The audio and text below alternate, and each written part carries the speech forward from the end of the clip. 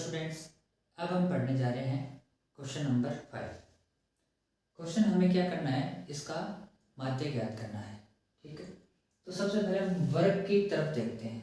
एक बात बता देता हूँ आपको, कभी भी आप माध्य का सवाल करो तो सबसे पहले वर्ग को चेक करना है कि यहाँ पे अगर 52 आ रहा है तो यहाँ पे भी क्या आना चाहिए, 52 आना चाहिए। यहाँ पे अगर 55 आना चाहिए तो यहाँ पे क्या आना चाहिए, 55 आना चाहिए। यहाँ पे 58 है तो 58 आना चाहिए। यहाँ पे 61 है तो यहाँ पे 61 आना चाहिए। लेकिन यहाँ पे अभी तक हमने पीछे वाले सवाल किए थे, उनमें तो सब में ऐसा आ रहा था, लेकिन ये सवाल थोड़ा सा अलग ही है। तो अब हमें क्या करना पड़ेगा, यहाँ पे आप देख पा रहे हो कि यहाँ 52 है और यहाँ पे कितना आ गया 53, यानी एक का अंतर आ गया है। यहाँ 55 है, 56, 58, 59, 61, 62, यानी सब में एक का अंतर आ रहा है।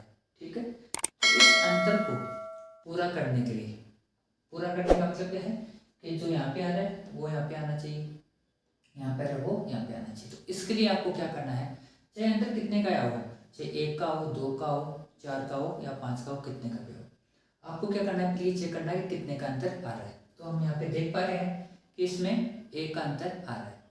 तो जितने का भी अंतर आता है उसका आधा कर दो। 1 का अंतर आ रहा है तो 1 का आधा करेंगे तो हमारे पास आएगा 0.5। अगर 2 का अंतर आ रहा है तो 2 का आधा कर दो, 1 आ जाएगा। लेकिन यहाँ पे हम स्पष्ट देख पा रहे हैं कि हमारे पास 1 का अंतर आ रहा है। ठीक है, तो 1 का आधा किया तो हमारे पास क्या आ जाएगा 0.5, यानी इस वर्ग को हमें पुनः व्यवस्थित करना पड़ेगा। जो 1 का अंतर आ रहा है उसको हमें पूरा क्या करना पड़ेगा, एकदम एडजस्टमेंट करना पड़ेगा। अब क्या करना है, हमने ये देख पाया हम यहाँ पे कि 1 का अंतर आ रहा है, तो 1 का आधा किया तो हमारे पास आ जाता है 0.5। निम्न सीमा में से हमेशा घटा दो और उच्च सीमा में क्या कर दो, जोड़ दो। ठीक है, यानी इनमें जितना भी अंतर आ रहा है उसका आधा कर दो, वो आधा इस निम्न सीमा में से घटा देंगे और उच्च सीमा में जोड़ देंगे। यानी अंतर 1 का आया तो 1 का आधा हो जाता है 0.5। 0.5 इसमें से घटा दो, इसमें जोड़ दो, इसमें से घटा दो, इसमें जोड़ दो, इसमें घटा दो, इसमें जोड़ दो। ठीक है, इसमें से अगर 0.5 घटाते हैं तो हमारे पास बनता है 49.5। अब हमें जो वर्ग है ना वो पूरा नया बनाना पड़ेगा। इसमें 0.5 जोड़ देंगे तो यह आ जाएगा 52.5। ठीक है, इसमें से घटाएंगे तो यह आ जाएगा 52.5 और इसमें 0.5 जोड़ देंगे, यह क्या 55.5। आप देख पा रहे हैं जो यहाँ पे खत्म हो रहा है आगे वाला वर्ग उसी से स्टार्ट हो रहा है। निम्न सीमा में से 0.5 घटा देंगे तो ये बन जाएगा 55.5 और यह आ जाएगा 58.5। ये आ जाएगा 58.5 और ये आ जाएगा 61.5। ये आ जाएगा 61.5, ये आ जाएगा 64.5। इस प्रकार आपको क्या करना है, कभी भी अगर वर्ग में अंतर दिखाई दे आपको यहाँ पे तो उसको आपको पहले एडजस्टमेंट करना है। कोई भी सवाल आता है माध्य वाला तो आपको पहले ये चेक करना है। ठीक है, उसके बाद ही क्या करना, आगे सवाल आपको करना है। मान लो किसी में अंतर आ जाता है तो पहले उस अंतर को क्लियर करके हमें एक वर्ग नया बनाना पड़ता है। अब इस वर्ग पे कैलकुलेशन नहीं करके हम क्या करेंगे, इस वर्ग पे कैलकुलेशन करेंगे। ठीक है, अब देखो 0.5 इसमें, 0.5 इसमें, आप देख पा रहे हो अंतर कितने का आ रहा है, सब में 3-3 का अंतर आ रहा है। यहाँ पे कितने का आ रहा था, 2-2 का अंतर आ रहा था। ठीक है, और यहाँ पे कितने का आ रहा है, 3-3 का अंतर आ रहा है। और ये हमें क्या दे रखी है, बारंबारता यानी f की वैल्यू दे रखी है। तो अब हम क्या करेंगे, सबसे पहले इसमें हमें ज्ञात करना है, किसका मान ज्ञात करना है, वो हमें ज्ञात करना पड़ेगा इसमें x का मान।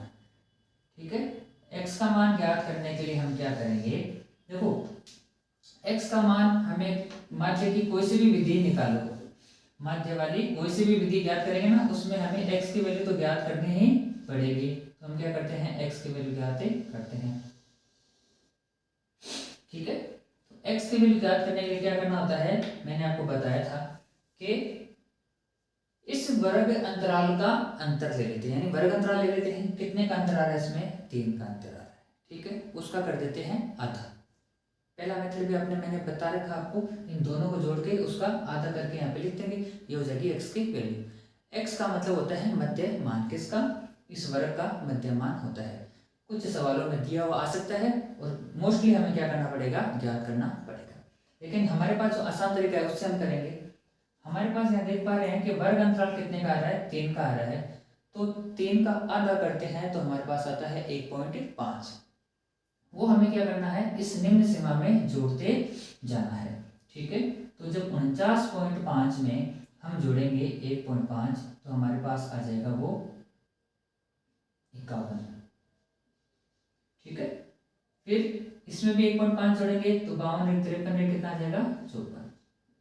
वैसे स्पष्ट है कि इसके बीच में यानी वर्ग अंतराल 3 का आ रहा है, तो x के बीच में भी कितने का अंतर आएगा, 3 तो इन सब में क्या करते जाते हैं, 3 जोड़ते जाओ तो 54 3 57 57 3 60 और 60 और 3 कितना आ गया, 63।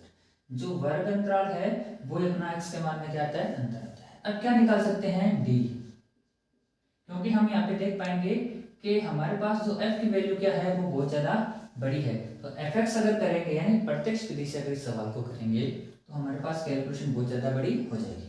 ठीक है, तो हम इसको कौन सी विधि से करेंगे, पद विस्तरण विधि से पढ़ेंगे। हमने तीनों विधियां पढ़ चुकी हैं। ठीक है, अब b की वैल्यू निकालते हैं, तो कैसे निकालेंगे, x माइनस a क्या होता है कि कल्पित माध्य होता है और हमें कहां से मानना होता है, इस x की वैल्यू में से मानना होता है।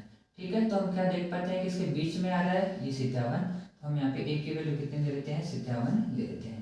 यानी d का मान निकालने के लिए क्या करना पड़ेगा, x माइनस a यानी x माइनस 57 करना पड़ेगा।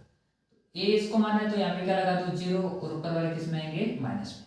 57 में से 51 घटाओ तो 6, फिर यहाँ पे कितना आ जाएगा, 3 आ जाएगा, फिर 0, फिर यहाँ पे 3 और ये कितना आ जाएगा, 6 से।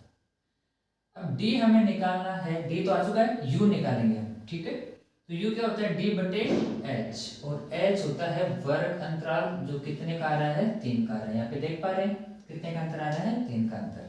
तो d बटे h का मतलब d में किसका भाग देना है, 3 का भाग देना है, यानी ये d की वैल्यू है ना, इन सब में हमें 3 का भाग देना है। यहाँ पे 0 आ रहा है तो यहाँ पे 0 ऊपर वाले मान किस में आ जाएंगे, माइनस में।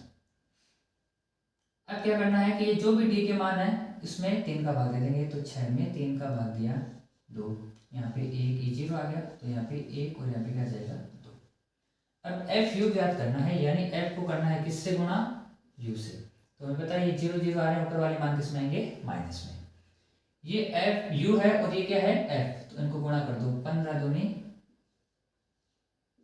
30,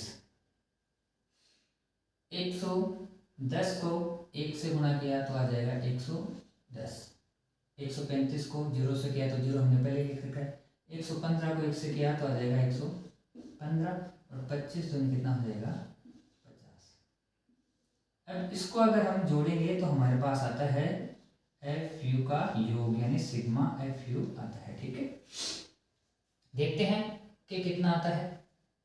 इनको जोड़ेंगे तो हमारे पास आ जाएगा 165 प्लस का, और ये आ जाता है 140 माइनस का। ठीक है, तो एक प्लस का एक माइनस का सीधी सी बात है, घटाना पड़ेगा। ये 140 आ जाएगा माइनस का, और ये आ जाएगा 165, तो 5 ये बच गया, और 6 में से 4 गया 2, यानी हम कह सकते हैं सिग्मा एफ यू हमारे पास आ जाएगा प्लस का 25। अब हमारे पास सारी वैल्यू आ चुकी है, इस सूत्र में क्या कर देते हैं, मान रख देते हैं। x bar is equal to A है कल्पित माध्य, कितना मान रखा था हमने, 57, प्लस सिग्मा एफ यू का मतलब कितना हो जाता है, 25 बटे सिग्मा एफ, यानी इनका योग वो हमें दे रखा है 400, तो 400 गुणा h। ठीक है, तो h हमारे पास कितना आता है, वो है h की वैल्यू 3, तो यहाँ पे लिख देते हैं 3, 57 प्लस। अब देखो इसको आप भाग से सरल कर सकते हो आसानी से। कैसे करेंगे कि 25 और 40 ये आराम से कट रहे हैं, देख लो 400 में 25 का भाग देके देखो, तो 25 एकम 25, ये 5 बच गया। ठीक है, 25 से कम 25, 25 दूनी 50, 25 छक्के कितना हो गया, 150, यानी ये पूरा पूरा कितने बार कट रहा है, 25 और 400 आपस में पूरा पूरा भाग जा रहा है, तो 25 से कम 25, और ये 400 कितने बार कट गया, ये कट जाता है 16 बार, 25 के पार्ट से कितने बार कट गया, 16 बार, गुणा कितना गया 3। ठीक है, इसको कभी भी आपको लघुत्तम लेके सरल नहीं करना है। 57 और ये आ गया हमारे पास 3/16। 3/16 का मतलब हो गया कि 3 में 16 का भाग देना है। हम क्या करेंगे, इधर ही 3 में 16 का भाग देते हैं।